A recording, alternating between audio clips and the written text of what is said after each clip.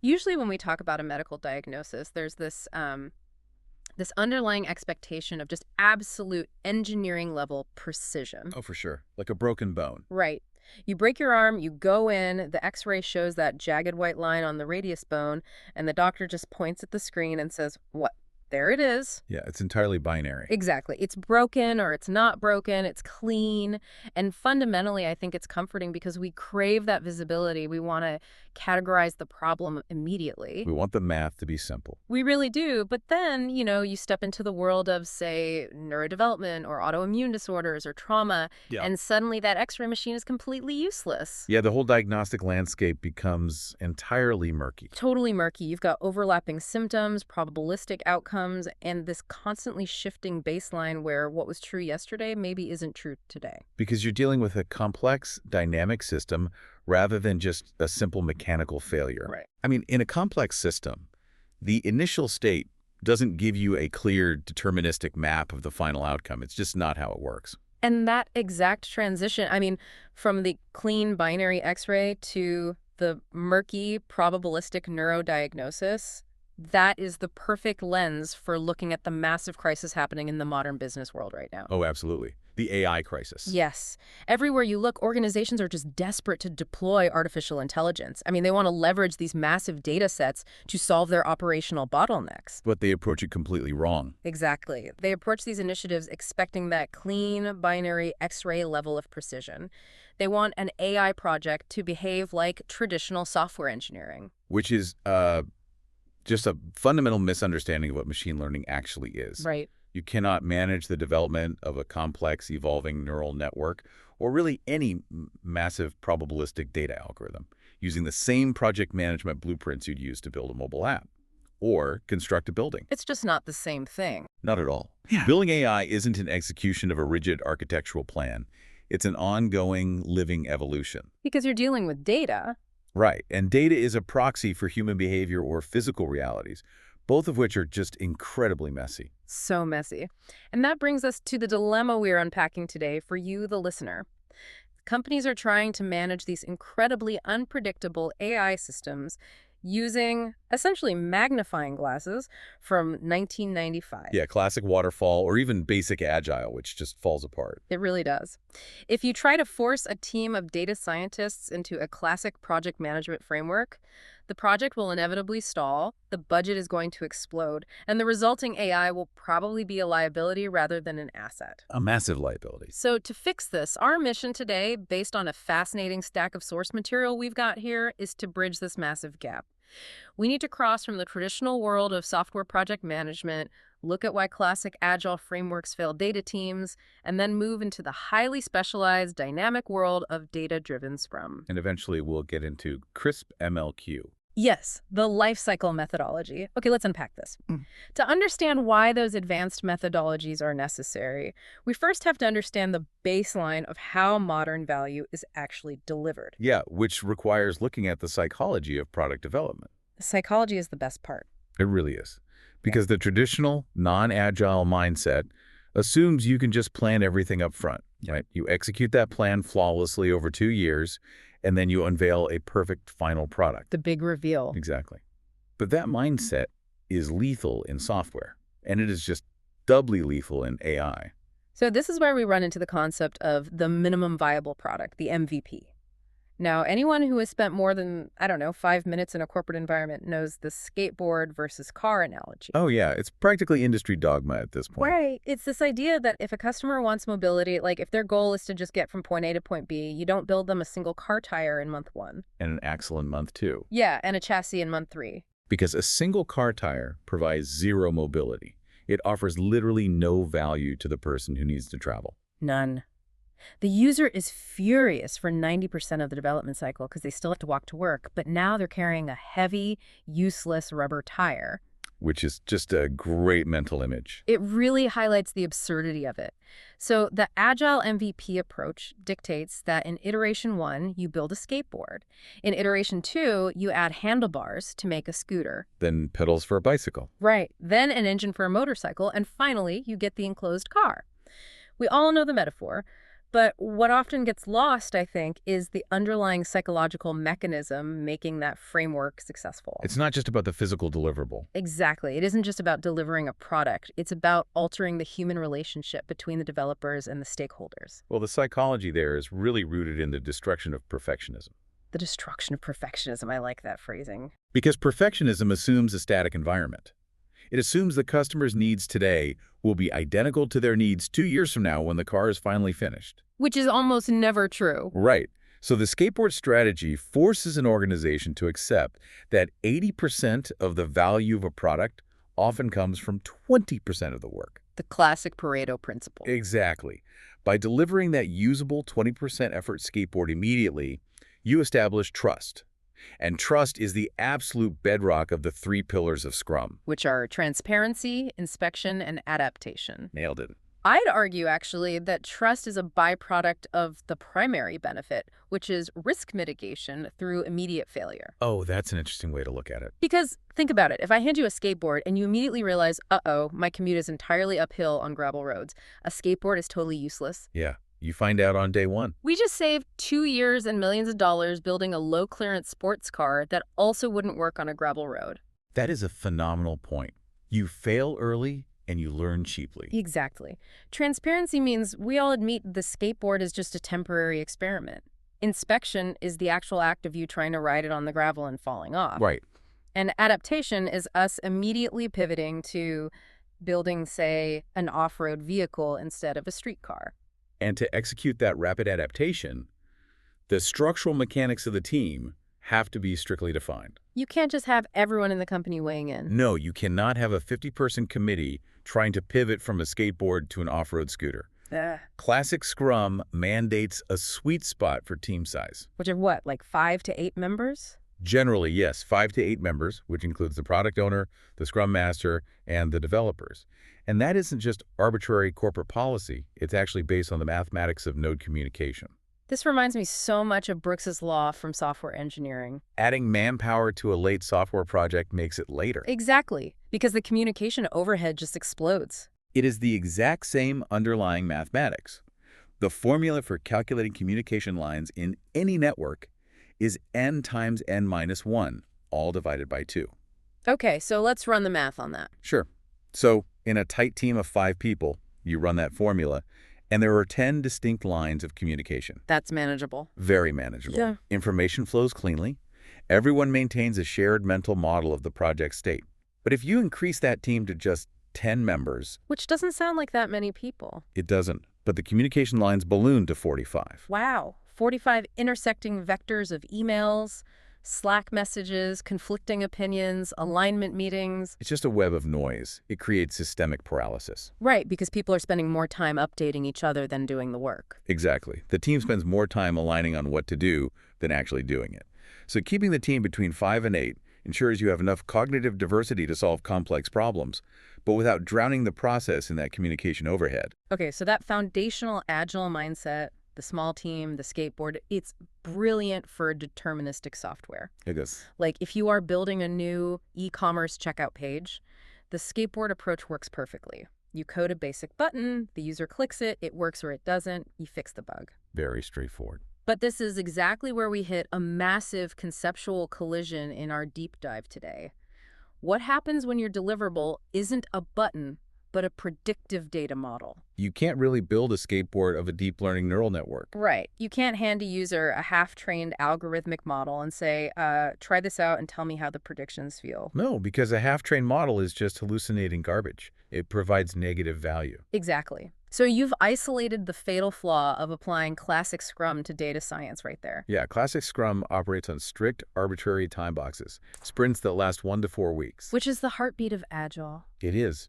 But at the end of every sprint, the framework demands a completed, usable increment of the product. The definition of success is entirely binary. It's either done or not done, back to the X-ray analogy. Precisely.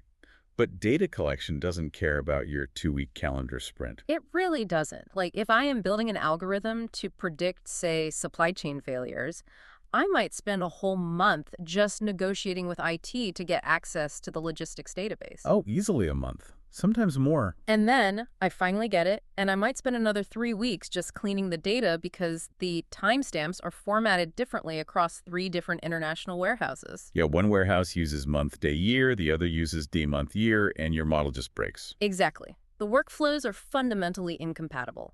Software engineering is highly planable and deterministic. You know you need a login portal, you write the code, it compiles, it deploys. But data science is exploratory. It's probabilistic. You do not know the answer before you start. You really don't. You might spend those 3 weeks running regressions on that supply chain data, only to discover there is no statistically significant correlation between the variables you selected. Which is a valid scientific finding. It is. But in classic Scrum, that sprint is considered a failure because you didn't deliver a quote-unquote working feature. Which creates an incredibly toxic environment for data scientists. They get so demoralized. I mean, they are forced to artificially break their exploratory research into these arbitrary 2-week deliverables, which just leads to corner cutting. Or worse, fabricating results just to have something to demo at the sprint review. Yeah, the demo theater.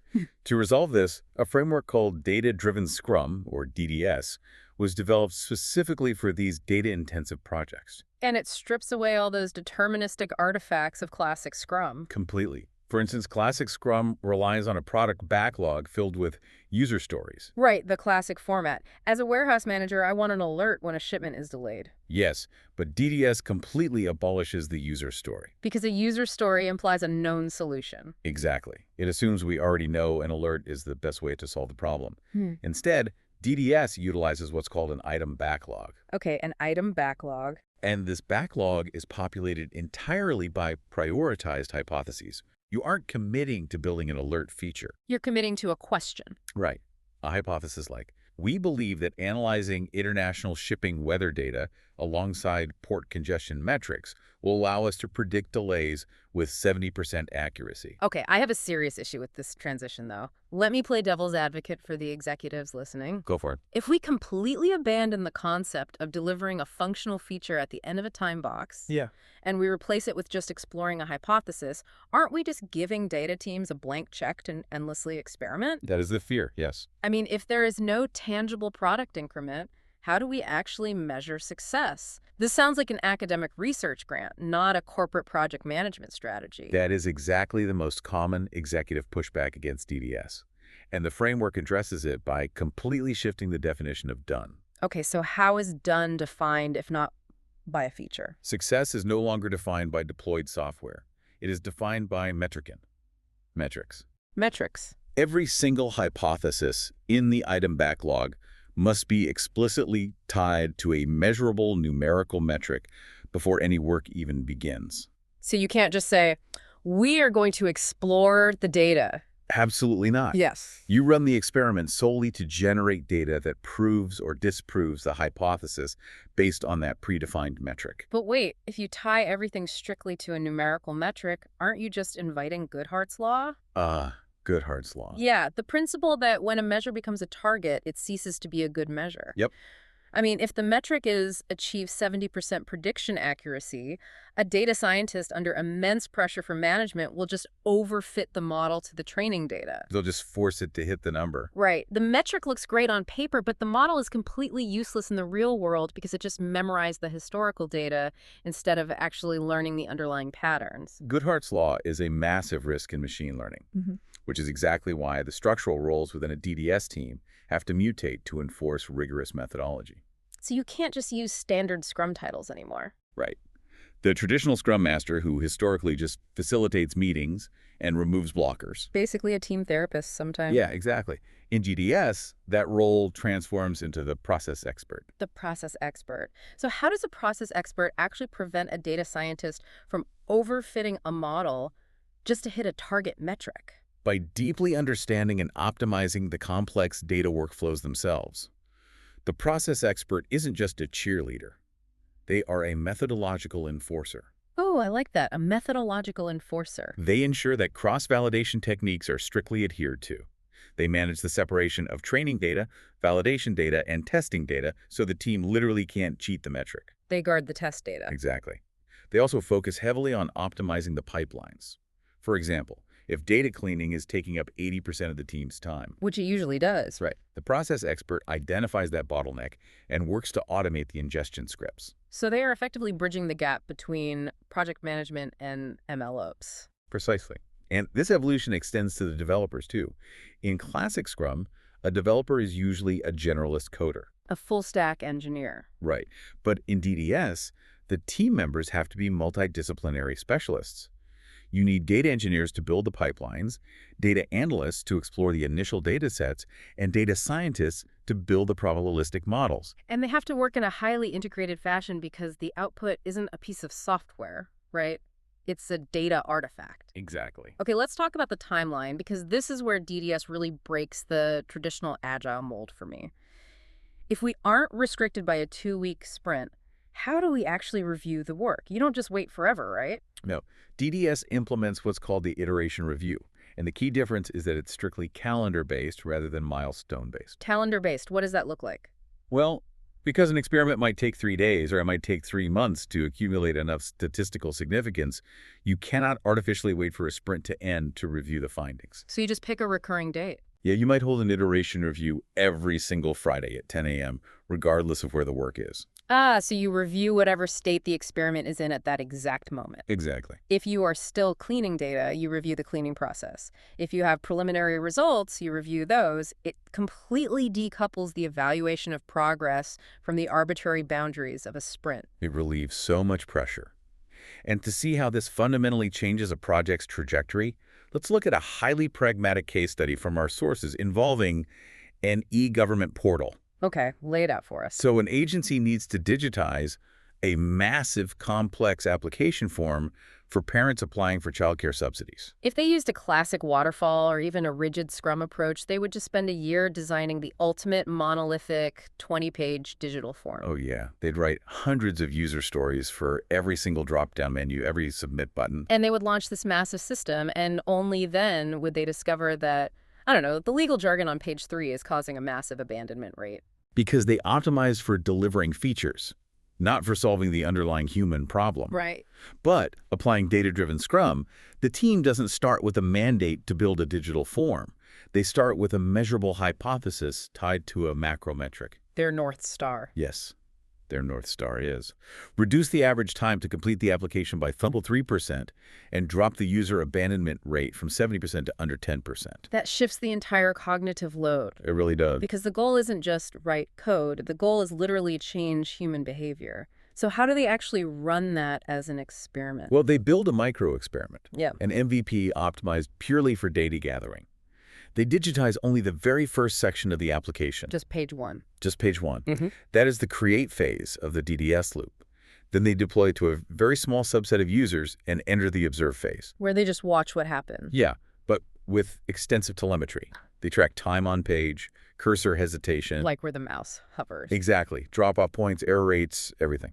Then they move to the analyze phase. Right. And let's say the data shows that users are blazing through the first 3 questions, but spending an average of 4 minutes just staring at question 4. Which asks for something obscure, like a tax identification matrix number. Exactly. So the team learns from that data artifact.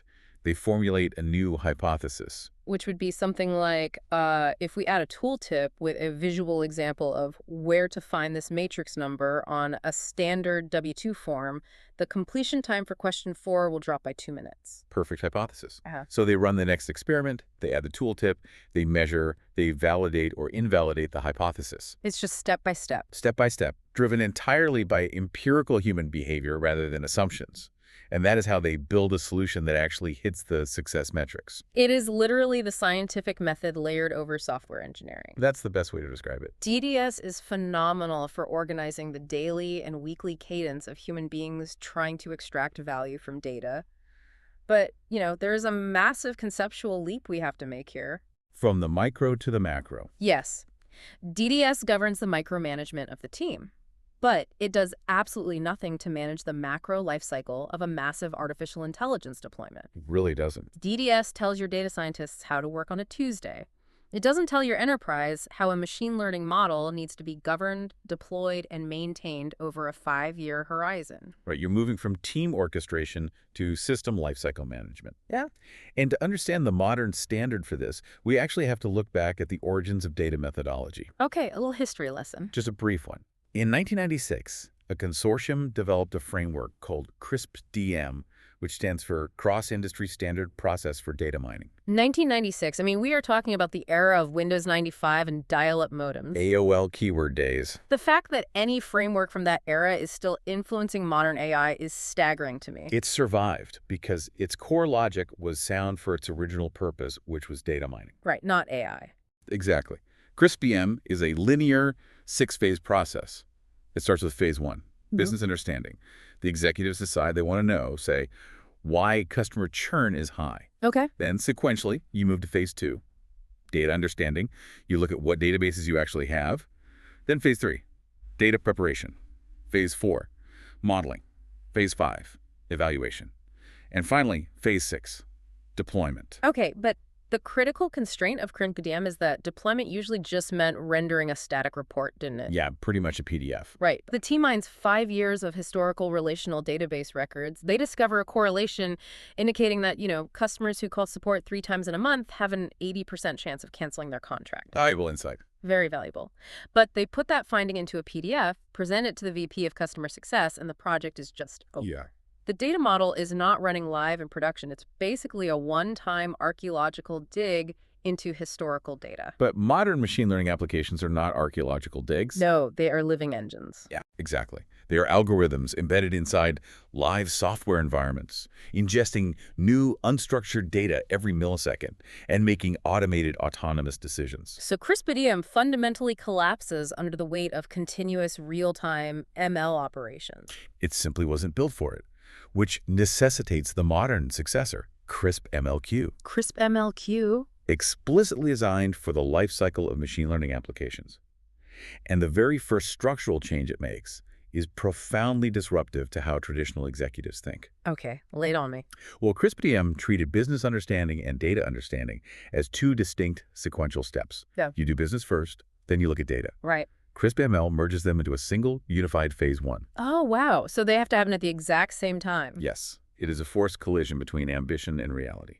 I love that. Ambition and reality. Because in the old model, business leaders could spend months drafting elaborate strategies in a total vacuum. Oh, happens all the time. They'd say, we are going to build an AI that dynamically prices our inventory based on global sentiment analysis of social media. Sounds great on a slide deck. It does. They define the business goal perfectly. But then, when they finally move to phase 2 and hand it to the data engineers, the engineers realize the company doesn't actually have historical pricing data correlated with social sentiment. Or they don't have the pipeline infrastructure to ingest Twitter fire hoses in real time. Right. So the project is functionally dead on arrival, but they've already burned massive amounts of capital just planning it. Which is why merging them into a unified phase 1 is so critical. CRISP-ML forces the executives and the data scientists into the same room on day 1. You cannot decouple the business objective from the mathematical feasibility of the data set. You really can't. If the data is imbalanced or heavily biased or simply non-existent, the business goal must be immediately altered or abandoned. And that concept of strict feasibility brings us to the defining innovation of the framework, the Q. Yes, the Q in parentheses at the end. The Q stands for Quality Assurance Methodology. Now, historically, quality assurance in software is bolted onto the end of the development cycle. Yeah, you write all the code, and right before release, a QA team clicks around to see if anything crashes. That is suicidal with machine learning. It really is. I mean, if you wait until an AI is fully trained to check for quality and you discover the model has baked-in racial bias or it heavily hallucinates data, you can't just go in and fix a line of code. No, the error is distributed across millions of neural weights. You essentially have to scrap the entire model and start over from scratch. Which is why CRISP-MLQ bakes quality assurance into every single phase, utilizing a strict flowchart. Yes, at the start of every phase, the team must explicitly define the requirements and constraints. Then, they identify specific risks associated with those constraints. Okay. And then they must ask a binary question. Is this risk feasible? Feasible, meaning, is this a risk we can actively mitigate and live with, or is it a systemic threat that will just destroy the integrity of the model? Exactly. If the risk is feasible, you must immediately implement a specific QA method to monitor or mitigate it before proceeding. And if it's not? If the risk is not feasible, say, the data set is completely corrupted and you can't clean up the ring, the process hard stops.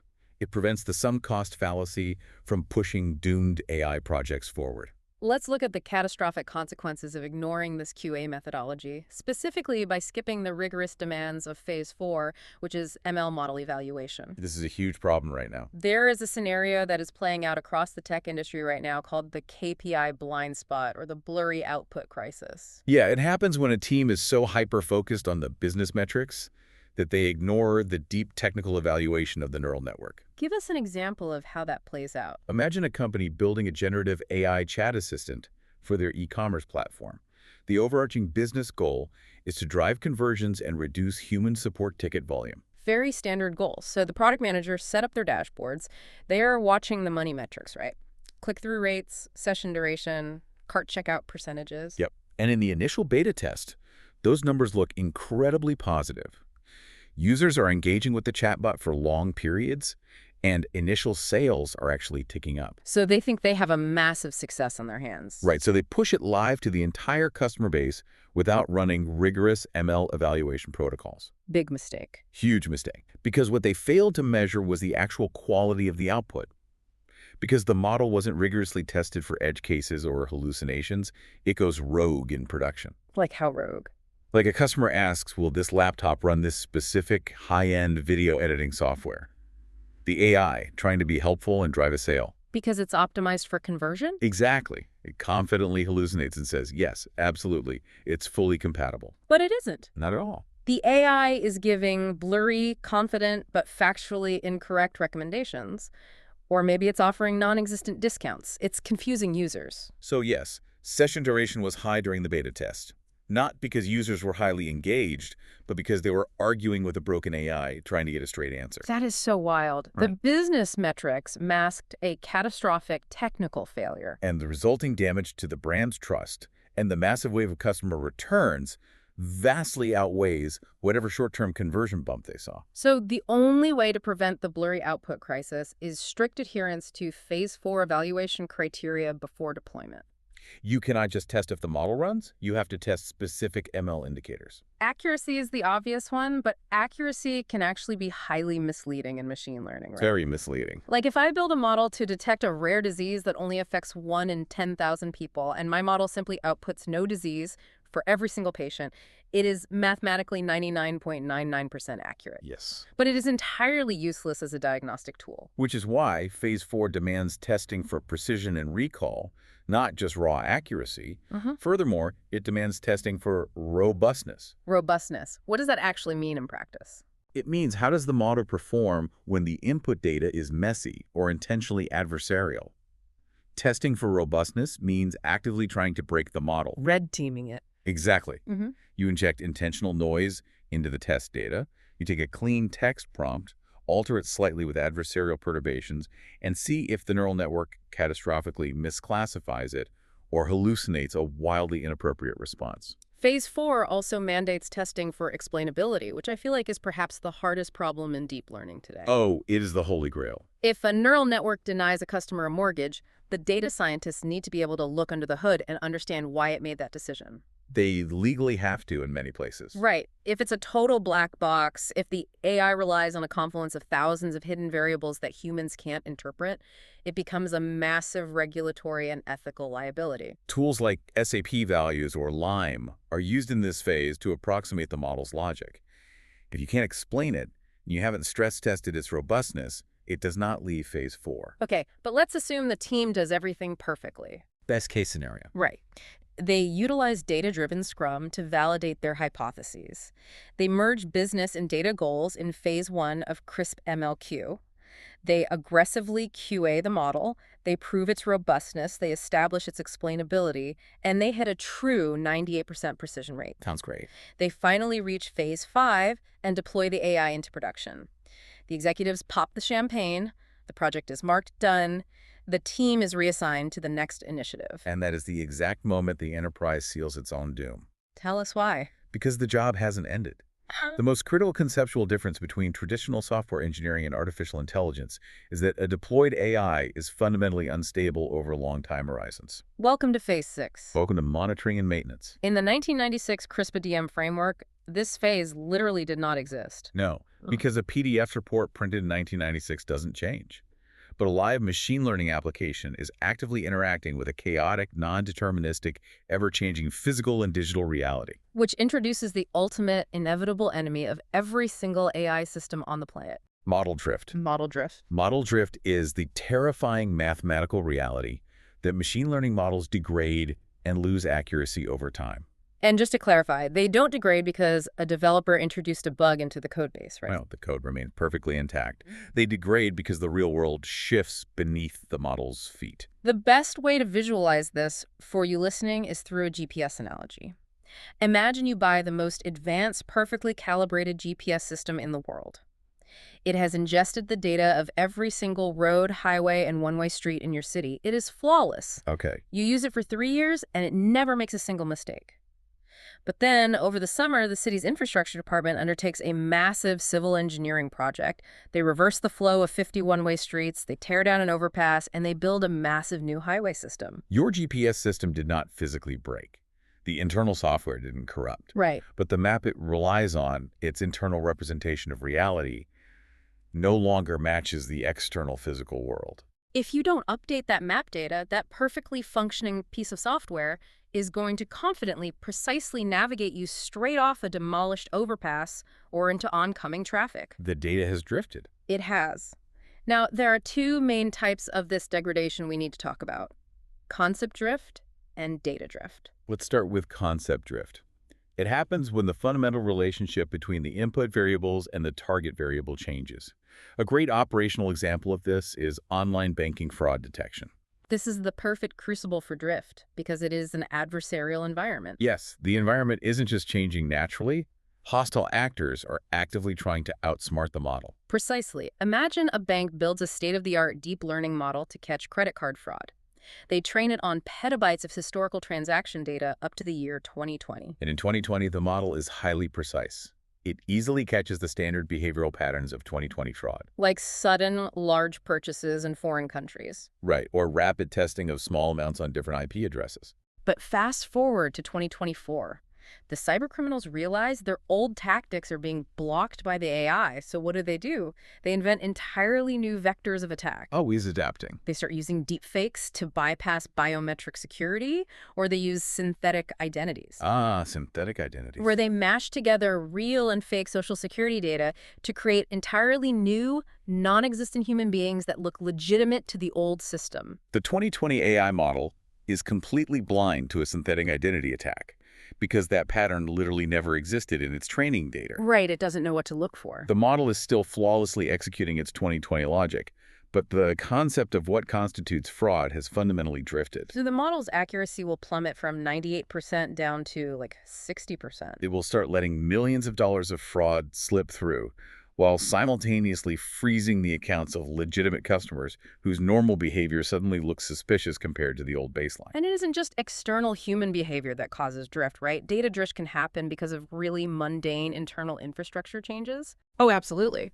Like if the bank updates the operating system on the point-of-sale terminals and the new OS formats timestamp slightly differently, or it rounds currency down to 3 decimal places instead of 2. The machine learning model might misinterpret those new data shapes as anomalies. The hardware ages, the APIs update, the upstream data pipelines shift, and the algorithm degrades. This is why AI is not a static software release. You do not just launch an AI and walk away. Never. AI requires a continuous, aggressive MLOps lifecycle, machine learning operations. Phase 6 of CRISP-MLQ acts as the ultimate enterprise insurance policy. What does that entail? It dictates the establishment of systematic, automated monitoring of the AI's predictions against real-world outcomes in the live environment. So you are constantly running a shadow comparison. The AI predicted this transaction was safe. 2 days later was a chargeback filed. If yes, the AI was wrong, you constantly calculate the error rate. Yeah. And the moment that monitoring dashboard detects that the model's accuracy has slipped below an acceptable statistical threshold, say it drops from 98% to 94%, it triggers an automatic procedural alarm. And that alarm doesn't mean a developer just goes in and tweaks a line of code. No, it triggers an immediate return to the beginning of the CRISP ML You loop, go all the way back. all the way back. The team must identify the new requirements, like the new 2024 fraud vectors. They move back to Phase 2 and Phase 3 data preparation to gather and label thousands of examples of these new synthetic identity attacks. Wow. Then they go back to Phase 4, modeling, to structurally retrain the neural network on the newly updated reality. They reevaluate it against the robustness constraints, and finally, they redeploy the updated model. And then the cybercriminals adapt again in 2025. The accuracy slips, the alarm goes off, and the cycle repeats. It is an endless, grueling loop of retraining and redeployment just to maintain the baseline quality you had on day one. This is what catches so many organizations completely off guard. They budget for the capital expenditure of building the AI, but they completely fail to budget for the permanent operational expenditure of fighting model drift in Phase 6. It's the Red Queen hypothesis from Alice in Wonderland applied to software engineering. It takes all the running you can do to keep in the same place. Exactly. Yeah. You have to maintain an entire team of data engineers, MLOps specialists, and subject matter experts permanently attached to the model just to keep it from degrading into uselessness. Which fundamentally alters the ROI calculation of enterprise AI. That changes everything. It really does. If you are listening to this deep dive right now and you are tasked with managing, leading, or participating in a data-driven initiative, the cognitive shifts required are massive. You can't rely on the old playbooks. You have to kill the perfectionist blueprint and embrace the MVP, understanding that failing fast builds trust. You have to recognize that when you move from deterministic software to probabilistic data, you must abandon user stories for rigorously measured hypotheses governed by a process expert in data-driven Scrum. Furthermore, you have to adopt the rigorous lifecycle management of CRISP MLQ. You have to force the collision of business ambition and data reality in Phase 1. Yes. You have to brutally test for robustness and explainability before deployment to avoid the KPI blind spot. But the most significant takeaway from all our sources today is recognizing the permanence of Phase 6. AI is never finished. Without continuous monitoring, without the constant ingestion of new reality, and without endless retraining, model drift will inevitably turn your cutting-edge neural network into a catastrophic liability. And, looking at the sheer weight of that continuous operational burden really raises a profound, lingering question for us. Well, we embarked on this massive technological journey with the promise of ultimate automation, right? The idea that we could build digital brains to permanently replace expensive human labor and solve our most complex problems flawlessly. The dream of the clean binary X-ray. Exactly. But if these artificial intelligence models continuously drift, Yeah. if they're so brittle that a change in user behavior or a formatting update can break them, Right. and if they require permanent, highly paid teams of data engineers and MLO specialists constantly monitoring, feeding, and retraining them just to maintain a baseline of accuracy. Where does that leave us? At what point does the structural cost of maintaining this digital brain vastly exceed the cost of the original human work it was meant to automate? Wow.